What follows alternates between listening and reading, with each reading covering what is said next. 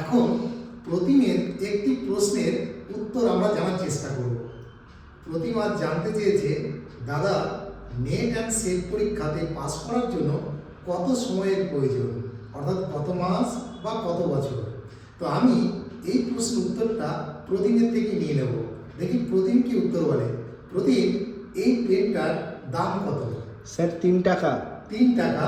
তো এই 3 টাকার পেন যদি তুমি 30,000 টাকাতে কিনে বাড়ি ফেরো, বাবা মা কি খুশি হবে না অখুশি হবে? স্যার অখুশি হবে। অখুশি হবে। ব্যাস, এখানে আমি বলতে চাইছি এই 3 টাকার পেন যেমন 30,000 টাকায় কিনলে আর্থিক ক্ষতি, সেমভাবে যে পরীক্ষাটা 5 থেকে 6 মাস পড়াশোনা করলে পাস করা সম্ভব, সেই পরীক্ষা যদি আমরা 5 বছর পরে পাস করি, সেটা কি ভালো না খারাপ?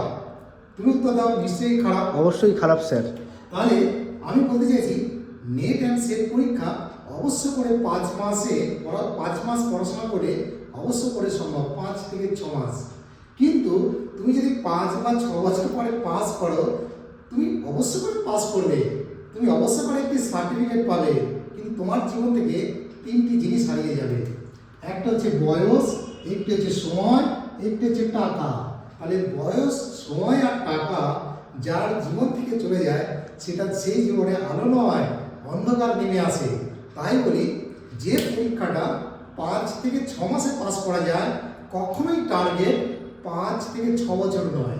হার্ড অ্যান্ড সোল রাত দিন 24 ঘন্টা পড়াশোনা করতে হবে, তাহলে অবশ্যই করে 5 থেকে 6 মাসের সম্ভব।